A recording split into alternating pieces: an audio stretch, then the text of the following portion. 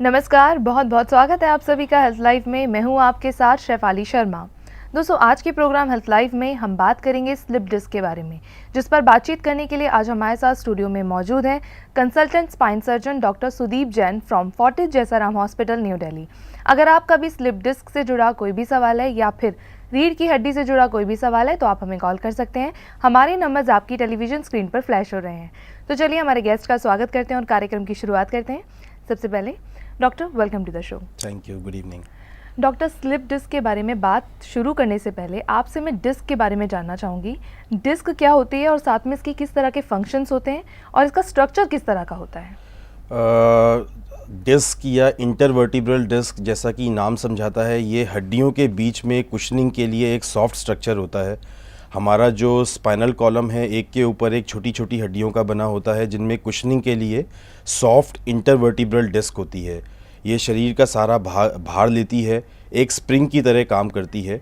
इसका स्ट्रक्चर की अगर हम बात करें तो सेंटर में जेल टाइप का मटेरियल होता है जो स्प्रिंग की तरह काम करता है, जिसको न्यूक्लियस पल्पोसस बोलते हैं।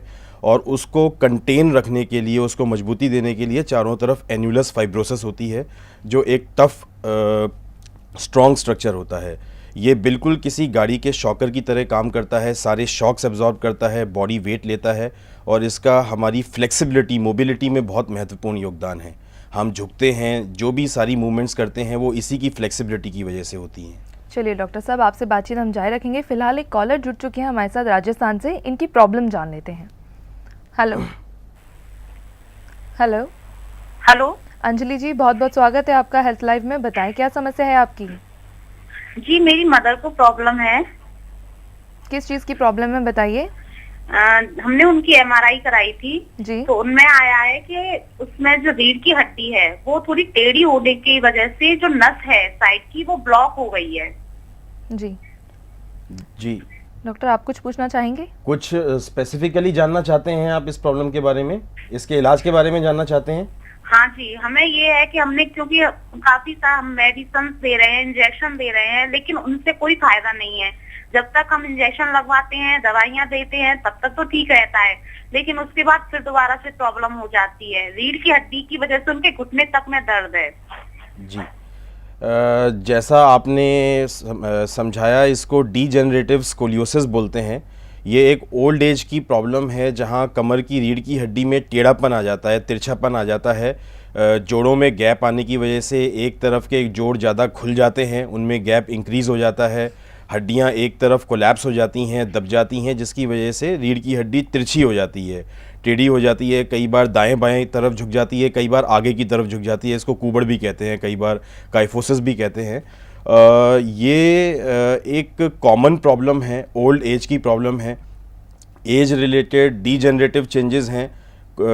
जब ज़्यादा हो जाते हैं तो कमर में तिरछापन आ जाता है। एक बार अगर ये प्रॉब्लम डिफॉर्मिटी तक डेवलप हो जाती है, अगर कमर की रीढ़ की हड्डी झुक जाती है, तो मुख्यतः इसका इलाज सर्जिकल रहता है। फिजियोथेरेपी से, ट्रैक्शन से, जब तक डिफॉर्मिटी ना हो तब तक तो काम चल जाता है, लेकिन डिफॉर्मिटी डेवलप होने के बाद फिर सर्जिकल ट्रीटमेंट रहता है और ये सर्जरी आराम से हो जाती है। हम जो एक तरफ नस दबी हुई है कमर के झुकने की वजह से, उसको सर्जिकली दूरबीन से डीकम्प्रेस कर सकते हैं। जी बिल्कुल। एक और कॉलर हमारे साथ जुड़ चुके हैं इंदौर से। हेलो, लगता है इनसे हमारा संपर्क टूट गया है। डॉक्टर, आपने हमें डिस्क के बारे में बताया कि डिस्क क्या होता है, किस तरह का स्ट्रक्चर होता है और क्या फंक्शंस होते हैं। अब मैं आपसे स्लिप डिस्क के बारे में जानना चाहती हूँ। What is slip disc? Slip disc, जैसा कि स्ट्रक्चर से भी समझ आएगा, बीच में सॉफ्ट जेलेटिनस मटेरियल है जिसको न्यूक्लियस पल्पोसस बोलते हैं, और उसको कंटेन करने के लिए चारों तरफ टफ कोटिंग है या कवरिंग है, जिसको न्यूक्लियस फाइब्रोसिस बोलते हैं। जब ये फाइब्रोसिस में टीयर्स आ जाते हैं, कोई ब्रेक्स आ जाते हैं, तो उसके थ्रू ये सेंट्रल जो न्यूक्लियस पल्पोसस मटेरियल है वो लीक आउट कर जाता है। वो वहाँ से स्लिप करके पीछे जहाँ से नसें पास करती हैं, हमारी स्पाइनल कॉर्ड होती है, उनको दबाने लगता है और उनको केमिकली इरिटेट करने लगता है। इसी चीज़ को हम आम भाषा में स्लिप डिस्क बोलते हैं। स्लिप डिस्क बेसिकली डिस्क के द्वारा नसों का मैकेनिकल कंप्रेशन है। दबाव है, और इसके अलावा उसमें जो सेंट्रल न्यूक्लियस पल्पोसस है उसमें कुछ ऐसे केमिकल पदार्थ रहते हैं जो केमिकली भी नसों को डैमेज करते हैं, इरिटेट करते हैं। इन दोनों की वजह से फिर पेशेंट को सिम्टम्स होते हैं और स्लिप डिस्क की तरह सामने आते हैं। जी, सिम्टम्स पर आपसे बातचीत जारी रखेंगे। एक और कॉलर जुड़ चुके हैं दिल्ली से। हेलो प्रवीण जी, बताएं क्या प्रॉब्लम है आपकी? हाँ यस मैडम, एक्चुअली में जो मेरी रीढ़ की हड्डी है जी, वहाँ से जो साइटिका की जो नर्व जाती है वो शायद नर्व दब गई है। तो इसके चलते एक तो मेरे बैक में जैसे पेन रहता है लेफ्ट साइड में, और नीचे पाँव में नसों में खिंचाव रहता है। जी, आपकी एज कितनी है? सर मेरी 25 है। जी, आपको जिस बारे में हम बात कर रहे हैं, स्लिप डिस्क की प्रॉब्लम हो सकती है जिसको प्रोलैप्स इंटरवर्टिब्रल डिस्क या PIVD भी बोलते हैं। ये जिस तरीके से आपने डिस्क्राइब किया है, ये स्लिप डिस्क के कॉमन सिम्टम्स में से हैं। कमर में रीढ़ की हड्डी में दर्द होना, अकड़न जकड़न, खिंचाव लगना, वो खिंचाव फिर नीचे पैर की नसों में जाना जिनको शायटिक नर्व बोलते हैं। नसों में ऐसा लगता है कि जैसे कोई करंट जा रहा है, नसों में कोई तरेड़ सा मार रहा है, इलेक्ट्रिक करंट वाली सेंसेशन आती है। लेटर ऑन बाद की स्टेजेस में पैरों में सुनपन आने लगता है, पैरों में हेवीनेस आने लगती है, पैर भारी वजनी से लगते हैं, वीकनेस आने लगती है। इस तरीके से स्लिप डिस्क प्रोग्रेस करती है।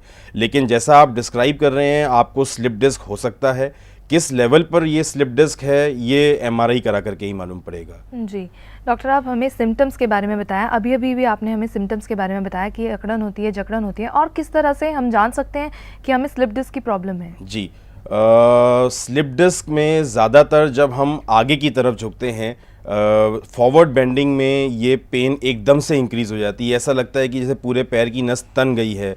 कॉमनली जैसे हम इसको बाएंटे बोलते हैं या क्रैम्प्स बोलते हैं। ऐसा लगता है कि जैसे नस पे नस चढ़ गई है, कुछ अटक गया है, एकदम जाम हो गया है। करंट वाली सेंसेशन आती है, पैरों में झुंझुनाहट होती है, भारीपन आता है, पैरों में सुनपन आता है। कभी ऐसा लगता है कि पैर बिल्कुल ठंडे हो गए हैं, कभी ऐसा लगता है कि जैसे पैरों में से आग निकल रही है, हीट सेंसेशन आती है। एडवांस स्टेजेस में वीकनेस आने लगती है, पैरों में थकावट लगती है। जब नसें डैमेज होने लगती हैं तो फिर कुछ न्यूरोलॉजिकल सिम्टम्स भी आते हैं। एक्सट्रीम केसेस में पैरालिसिस भी हो सकता है। जी, तो डॉक्टर मैं आपसे इसके कारण के बारे में जानना चाहूँगी, क्या कारण होता है जिसकी वजह से स्लिप डिस्क की प्रॉब्लम इतनी बढ़ती जा रही है? जी, स्लिप डिस्क मुख्यतः यंग एज की प्रॉब्लम है, क्योंकि यंग एज में डिस्क काफ़ी जूसी होती है। जो उसका सेंट्रल न्यूक्लियस पल्पोसस है, उसका वाटर कंटेंट, उसका हाइड्रेशन काफ़ी ज़्यादा होता है। काफ़ी हाई प्रेशर या टर्गर होने की वजह से उसका इंटरनल प्रेशर कई बार जो चारों तरफ पेरिफेरल एन्युलस फाइब्रोसिस है उसको वीक कर देता है। इसके अलावा अगर हम अपने पोस्चर का ध्यान नहीं रखते हैं, हम किसी हैवी स्पोर्ट्स में इन्वॉल्व हैं, ज़्यादा भारी कसरतें करते हैं, heavy body building, weight lifting करते हैं, इसके अलावा भारी वजन का मेहनत वाला काम है, या इवन सिटिंग जॉब है जहां हम लगातार 4-4, 6-6 घंटे बैठ कर के काम करते हैं, अपने पोस्चर का, अपने वर्क स्टेशन का ध्यान नहीं रखते हैं, लगातार कंटिन्यूअसली हमारी बैक मसल्स और ये एन्युलस फाइब्रोसिस स्ट्रेस होता रहता है, थिन्ड आउट हो जाता है, धीरे धीरे करके पतला होने लगता है, और एक स्टेज पे जाकर के इसमें टीयर्स डेवलप हो जाते हैं। जब ये टीयर्स डेवलप होते हैं तो उनके थ्रू, क्योंकि ये बहुत हाई प्रेशर में होता है यंग एज में न्यूक्लियस पल्पोसस, वो स्क्वीज आउट हो जाता है, और मुख्यतः इसी तरीके से फिर प्रॉब्लम शुरू होती हैं, बैक पेन, और फिर वो लेग में स्टार्ट हो जाता है पेन। जी बिल्कुल, चलिए एक और कॉलर जुड़ चुके हैं हमारे साथ, वीना जी। हेलो वीना जी, बताएं क्या समस्या है आपकी? हाँ जी, मेरी बिटिया है जी। हेलो, हम सुन रहे हैं, आप बताइए। हेलो वीना जी, हम आपकी आवाज सुन पा रहे हैं, आप अपनी प्रॉब्लम बताइए। है 28 साल की, उसकी C667 बढ़ गई है। उसको कंप्यूटर का काम है, जॉब है MNC में, बट वो उसको ना एकदम दर्द उठता है, और हमने जो MRI कराई है डॉक्टर ने बोला है कि इसका ऑपरेशन नहीं होगा, और इसमें ना दर्द हो जाती है। क्या ये लॉन्ग लाइफ रहेगा? उसकी लेफ्ट और राइट बाजू में भी सेंसेशन कम हो जाती है। काम तो वो कर रही है, ऑफिस तो जा रही है वो, लेकिन वो ये लॉन्ग लाइफ रहेगा कि जल्दी ठीक हो जाएगा? जी, जैसा अभी हम बात कर रहे थे कि ये स्लिप डिस्क क्यों हो जाती है, आपकी बिटिया के केस में उनका जॉब प्रोफाइल काफ़ी हद तक रिस्पॉन्सिबल रहा है इसके लिए। उनका सिटिंग जॉब है, वो लगातार घंटों बैठ करके कंप्यूटर्स पे काम करते हैं, पोस्चर का ध्यान नहीं रख पाते हैं, वर्क स्टेशन प्रॉपर नहीं है और नतीजा हमारे सामने है जो अभी हम बात कर रहे थे। जहाँ तक इसके ट्रीटमेंट की बात है, जैसा मैंने बताया कि यंग एज की प्रॉब्लम है, डिस्क हाइड्रेटेड होती है, डिस्क का वाटर कंटेंट काफ़ी ज़्यादा होता है, तो कुछ थेरेपीज़, कुछ नेचुरोपैथी में, कुछ एलोपैथी में कुछ मेडिसिन्स अवेलेबल हैं जो डिस्क की सूजन को, उसकी हाइड्रेशन को कम कर सकती हैं, डिस्क को श्रिंक कर सकती हैं। इनको हम फिजियोथेरेपी के साथ अगर कंबाइन करें, जैसा आपने बताया कि उनके हाथ में सुनपन आने लगा है, और अगर हम इसको कुछ नसों में स्टिमुलेशन देते हैं जिसको टेंस या आईएफटी बोलते हैं फिजियोथेरेपी में, अगर हम इन सब चीज़ों को कंबाइन करें तो मेरा मानना है ज़्यादातर अप टू 95% केसेस में स्लिप डिस्क, चाहे वो सर्वाइकल डिस्क हो जैसा आपकी बिटिया के केस में है, ये प्रॉब्लम बिना सर्जरी के ठीक हो सकती हैं। जी बिल्कुल। डॉक्टर, एक और कॉलर जुड़ चुके हैं हमारे साथ मुंबई से। Hello hello. हाँ हेलो जी दिव्या जी, बताएं क्या प्रॉब्लम है आपकी? मैं स्लिप डिस्क है ना, मुझे ये पूछना है कि हमेशा के लिए ठीक हो सकती है क्या? मेरा प्रोफेशन में टीचर हूँ। जी, आपको स्लिप डिस्क की प्रॉब्लम कब से है? 7 साल से स्लिप डिस्क की प्रॉब्लम है मैडम। जी, आपकी एज बताएंगे आप? मेरी एज 42 है। जी डॉक्टर। जी, आपको काफ़ी लंबे टाइम से स्लिप डिस्क की प्रॉब्लम है। ये प्रॉब्लम डेफिनेटली पूरे तरीके से ठीक हो सकती है, ये क्यूरेबल है। इस प्रॉब्लम को का जड़ से इलाज किया जा सकता है।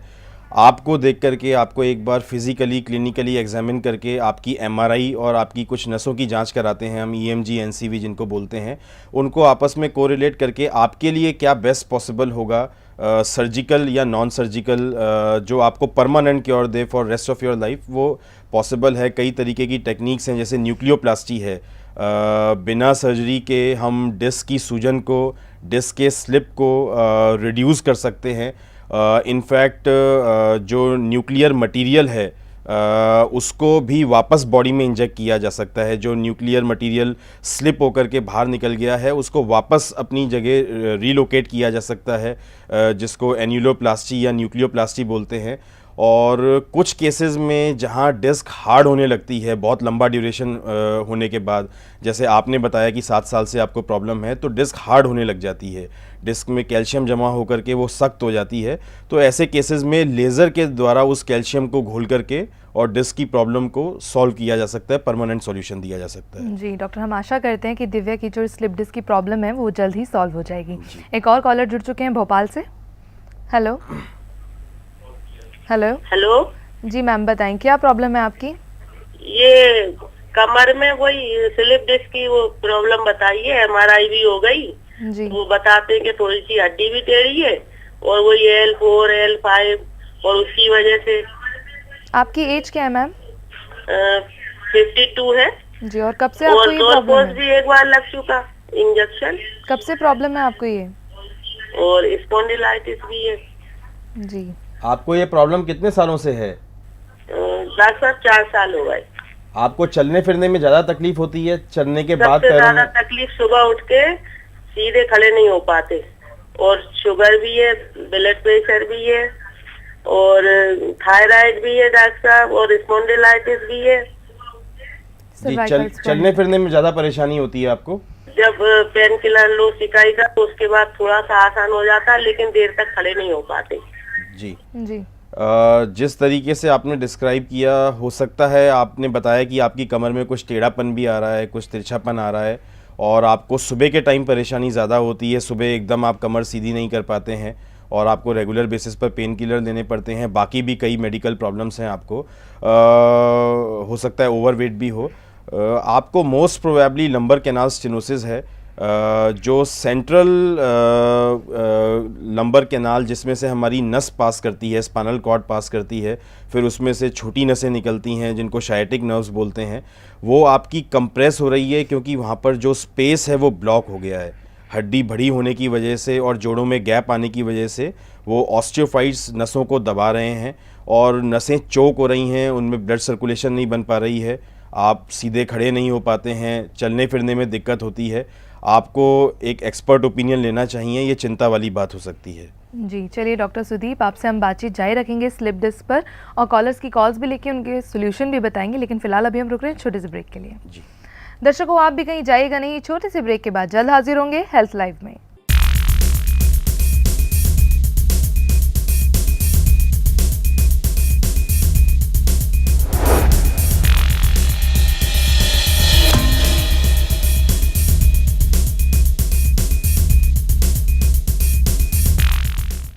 ब्रेक के बाद आप सभी का फिर से स्वागत है हेल्थ लाइव में। दोस्तों, आज के प्रोग्राम हेल्थ लाइव में हम बात कर रहे हैं स्लिप डिस्क के बारे में, जिस पर बातचीत करने के लिए आज हमारे साथ स्टूडियो में मौजूद है consultant spine surgeon doctor Sudeep Jain from Fortis Jessaram hospital, New Delhi. अगर आपका स्लिप डिस्क से जुड़ा कोई भी सवाल है या फिर रीढ़ की हड्डी से जुड़ा कोई भी सवाल है तो आप हमें कॉल कर सकते हैं।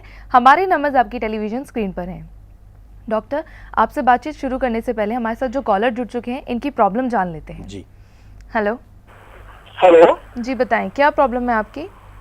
हाँ मैम, 2009 से मैं स्लिप डिस्क की प्रॉब्लम से जूझ रहा हूँ। जी। मैंने MRI किया था, उसमें L4 L5 डिस्क पे जो है कंप्रेशन आया था थोड़ा सा, तो उससे कवर करने के लिए मैंने फिजियोथेरेपी और बाकी ऑक्यूपेशनल थेरेपी ली थी, जी जिसके बाद में मैं काफी हद तक ठीक हो गया था। लेकिन चूंकि मेरा काम ही ऐसा है, थोड़ा सा फिजिकली टफ काम है, जिसकी वजह से मुझे थोड़ा सा हार्ड वर्क करने पड़ते हैं, काफी दौड़ना भागना पड़ता है। तो दोबारा से मुझे ऐसा फील हो रहा है, काफी थोड़ा बॉडी वेट बढ़ गया है, जिसकी वजह से कंप्रेशन दोबारा से हो रहा है। तो क्या ऐसा कुछ है दवाइयाँ आयुर्वेदिक या ऐसी कुछ व्यायाम जिससे कि दोबारा से मैं पहले की तरह से ठीक हो जाऊं? जी जैसा आपने बताया कि आपको L4-5 पे स्लिप डिस्क की प्रॉब्लम पहले से रही है 3-4 साल से, और अब शरीर का वज़न भी बढ़ा है पिछले कुछ टाइम में, और आपका काफ़ी वर्किंग हैवी रहती है, शायद ड्राइविंग वगैरह काफ़ी करनी पड़ती होगी आपको। कुछ रिस्क फैक्टर्स हैं जिनकी वजह से आपकी प्रॉब्लम दोबारा उभर के सामने आई है। वैसे भी L4-5 L5S1 सबसे कॉमन एरिया है स्लिप डिस्क का। ये हमारी कमर की रीढ़ की हड्डी का सबसे निचला हिस्सा रहता है, जहाँ पर बैकबोन ख़त्म होती है और हमारी कूल्हे की हड्डी शुरू होती है। ये सबसे ज़्यादा मोबाइल फ्लेक्सिबल एरिया है, सबसे ज़्यादा स्ट्रेसेस इसी एरिया पर पड़ते हैं, बेंडिंग में या किसी भी मूवमेंट में। और आपका फिर वज़न बढ़ा है और आपका वर्क का नेचर ऐसा है, आपको तुरंत एक बार दोबारा अपनी MRI रिपीट करानी चाहिए। नई MRI को पुरानी MRI के साथ कंपैरिजन होना चाहिए, और अगर ज़रूरत पड़े तो कुछ नसों के लिए भी जांच करानी चाहिए, जिसको EMG NCV बोलते हैं। जहाँ तक ट्रीटमेंट की बात है, डेफिनेटली अगर आप अपने वेट पे काबू करते हैं, फिज़िकली एक्टिव रहते हैं, एक्सरसाइजेज में इन्वॉल्व रहते हैं, वॉक करते हैं, सैर करते हैं, स्विमिंग करते हैं, इन सब चीज़ों से फ़र्क पड़ेगा। आपकी बैक मसल्स टोन अप होंगी तो आपकी डिस्क के ऊपर लोड कम पड़ेगा, उसको हील होने का टाइम मिलेगा। फिजियोथेरेपी हेल्प करेगी, कुछ मेडिसिन्स हेल्प करेंगी, लेकिन सलाह ज़रूरी है और एक फ्रेश MRI कराना ज़रूरी है। जी बिल्कुल। डॉक्टर, एक और कॉलर जुड़ चुकी हैं दिल्ली से।